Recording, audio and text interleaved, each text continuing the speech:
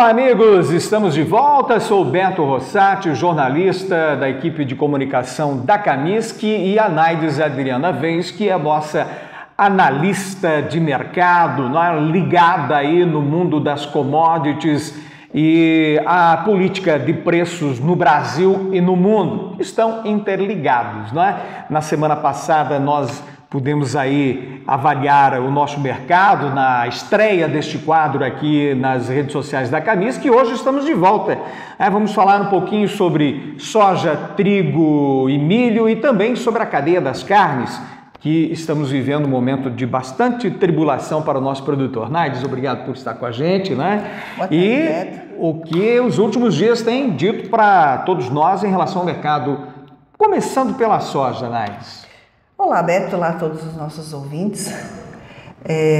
A soja, durante essa semana, então vamos falar do período aí de uma semana, né, que foi o intervalo onde a gente havia falado semana passada. Não mudou muito o cenário, Beto. É mais ou menos ainda aquilo que a gente falou semana passada. Estados Unidos já começou a colheita, os números vieram um pouquinho mais fortes do que o mercado imaginava. Porém, para os próximos dias, nós temos previsões de chuva nos Estados Unidos, o que deve diminuir esse ritmo de colheita. Chicago enfraqueceu bastante, continuou enfraquecendo.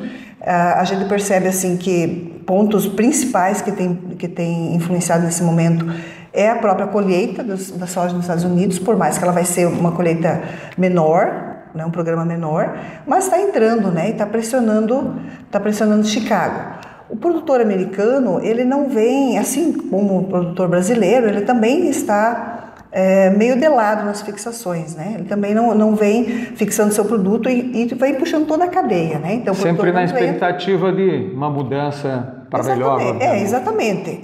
Mas o cenário dos Estados Unidos é um pouquinho pior do que o nosso nesse momento, né? Porque eles vieram um período muito grande sem chuvas. Sim. Não sei se você lembra, do ano passado nós já tivemos esse problema de baixa dos níveis do rio Mississippi nos Estados Unidos. Sim. Então o rio Mississippi, ele faz o papel de escoamento da safra, né? Ele traz lá eles usam hidrovia lá, né? Muito forte lá. Sim, a hidrovia. Através das barcaças, né? E como esses rios baixaram demais, o frete encareceu.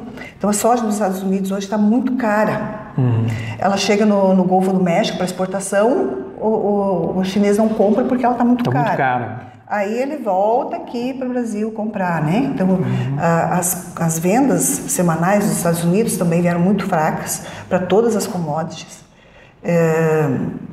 Eles têm essa vantagem sobre o Brasil, né? Nós utilizamos as rodovias, eles utilizam as hidrovias, por isso que historicamente a soja americana tem um preço melhor que o nosso, a competitividade deles é maior para vender para o mundo, né? E com essa dificuldade que é sazonal, mas temos esse quadro hoje. Exatamente, Beto. Um fator que, então, como também as exportações então têm sido mais fracas, afeta diretamente Chicago, né? Aí o chinês, o mercado mundial, ele vem comprando muita soja ainda na América do Sul.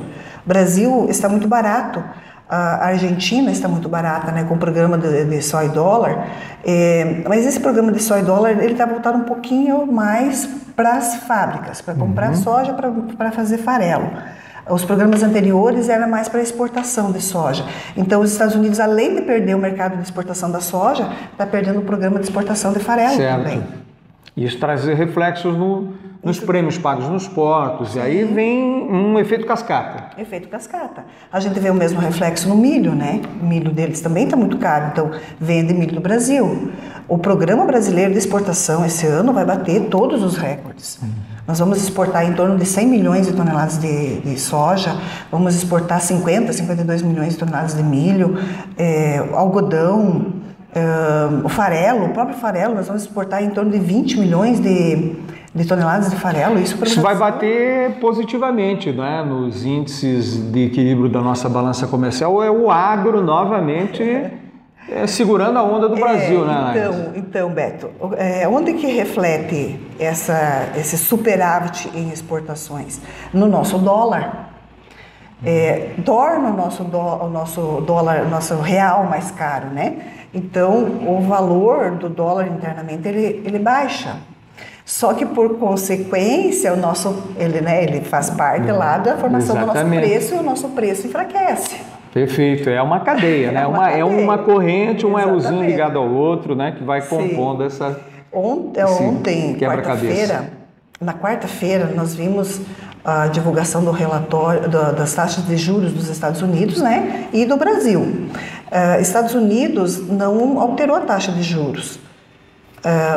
Mas a notícia que o Fed passou é de que provavelmente vai ter mais uma alteração na taxa, mais um aumento, e a manutenção dessa taxa de juros por um período maior. E isso refletiu negativamente no mercado Inclusive, nesta semana, nós tivemos a reunião do Copom, né? Sim. Que reduziu mais 0,5%, né? A Selic da nossa taxa. De 13,75 para 12,75, né? E isso também impacta o mercado, de certa forma, positivamente, é óbvio, mas tem um custo para quem produz. Né? Isso, é que são forças opostas, né? Quando o mercado financeiro está mais forte, o mercado de commodities está mais fraco, né? Então, é uma balança. É uma balança, não tem como ficar os dois em superávit ao mesmo tempo. Quando a moeda está forte, enfraquece as commodities, né? E vice-versa. Então, o que nós estamos vendo nesse momento? Um dólar mais forte a nível mundial, não pela moeda estar mais forte, mas por todo esse risco que ela está proporcionando. Né? Bem, a soja tem esta realidade, o trigo antes do milho. O trigo que foi colhido, né, está sendo colhido ainda em alguma medida aqui no Paraná, Santa Catarina, Rio Grande do Sul, né? O que esse trigo que está chegando no mercado tem encontrado? Nós vimos o preço do trigo bastante pressionado nessas últimas semanas. Para ser gentil, não falar que despencou, né? Exatamente, né? É verdade. Nós sempre temos que ser mais comedidos, né? É verdade. Não pode ser tão trágico. O jornalista que é mais exagerado, vocês são mais técnicos, né? Exatamente. Mas baixou mesmo barbaridade. Baixou valendo, né? Talvez o trigo tenha encontrado um suporte, né? Já está abaixo do preço do milho e isso é praticamente insuportável, né? Então, para o trigo, o Paraná, nós já colhemos em torno de 40% a 45% da safra. O Brasil vai ter novamente uma safra recorde de trigo, né? A expectativa é de que passe de 10 milhões de toneladas. O Paraná colheu metade, Rio Grande não colheu nada ainda. O mercado está olhando o clima do próximo mês, né, dos próximos dias. Então, o que estava pronto foi colhido. O que está no campo ainda está suscetível ao clima, né? Se o Rio Grande não conseguir colher com uma boa qualidade esse trigo, existe uma perspectiva de suporte para os preços. Porém, se esse trigo vier para o mercado com uma qualidade mais baixa, ele vai impactar lá no preço do milho.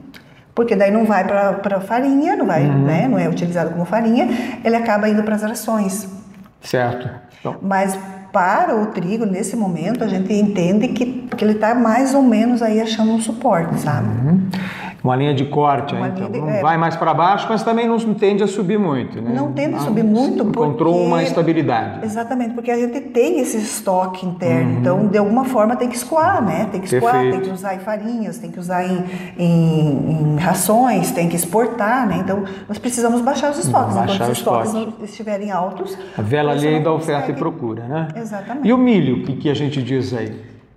O milho é um pouquinho mais crítica a situação, né? Porque nós ainda, por mais que o Brasil está exportando muito bem, né? Com toda a nossa dificuldade logística, mas estamos exportando, mas ainda tem um excedente muito grande, né? E esse trigo que está entrando, ele compete, então, por falta de qualidade, diretamente com o milho. Com o milho. Acaba sendo um produto alternativo. E os Estados Unidos estão colhendo uma safra recorde, né? Então, os Estados Unidos, por si só, pressionam o mercado, que é o nosso preço de paridade de exportação. Nosso preço de paridade de exportação estando mais fraco, internamente ele abre espaço para trabalhar ainda, né? Bom, a gente pode perceber, então, que há uma pressão muito grande ainda sobre os preços das nossas 3 commodities principais, né? Soja, milho e trigo. Exatamente. E nós estamos vivendo, inclusive tivemos em Cleveland um ato público, né? Um grito de socorro, na verdade, do nosso produtor de leite, que vive uma das piores crises dos últimos 10 anos. E aí eu pergunto, Naides, assim, leite, né, e carnes, né? Conversei com alguns economistas também que indicam aí uma pressão para baixo desses preços até o final do ano, é o último trimestre. Beto, tanto porque a gente entende que não existe como manter os preços da forma como estão diante desse cenário global de hiperinflação, né? Todos os países estão trabalhando o máximo possível para baixar a inflação e o custo do petróleo, nós temos acompanhado, né? O custo do petróleo ainda está muito alto, então isso de certa maneira influencia no custo da produção. Essa pressão que existe em cima das commodities milho, soja, trigo, ela reflete no custo de produção, ela diminui, então isso consequentemente cria aí uma pressão de baixa, né, para as carnes também. Vamos acompanhar o mercado então, não é? Para um lado da cadeia social, nós temos um consumidor que vai eventualmente comer aí uma costelinha de Natal mais barata, né, um pernil do suíno no fim do ano mais barato, mas isso vai sair lá, né, da produção, ou seja, o produtor tem que encontrar também um equilíbrio lá no seu custo de produção, que não está acontecendo até agora. Um abraço aos produtores de leite, né? Nós temos na região oeste Santa Catarina, principalmente sudoeste do Paraná, uma gama muito grande, né, de cooperados, né? E a cooperativa também esteve apoiando este encontro dos produtores em Clevelândia, protestando aí por esta linha de preços. O governo, de contrapartida, anunciou um pacote de medidas, mas que não oficializou ainda, né? De compensação tributária e principalmente, Naides, estava vendo para impedir a entrada do leite argentino, uruguaio e do Uruguai, na verdade, da Nova Zelândia. Eu acho que principalmente nesse fator que o governo pode contribuir, né? Exatamente. Olhando para essas importações que estão acontecendo. Realmente contribuindo com a composição de preços. Quem sabe até subsidiando o produtor de leite, como faz a Argentina, hoje com 15 pesos por litro de leite produzido, né, por lá. Quem sabe seja bom. Naides, obrigado. Nosso encontro será semanal, eu lembro. A Naides trará análise de mercado aqui para você também ir balizando seus negócios e organizando a sua contabilidade aí na fazenda. Obrigado, Naides. Obrigada, Beto. Kaminsky, 60 anos ao lado do produtor campeão. Obrigada.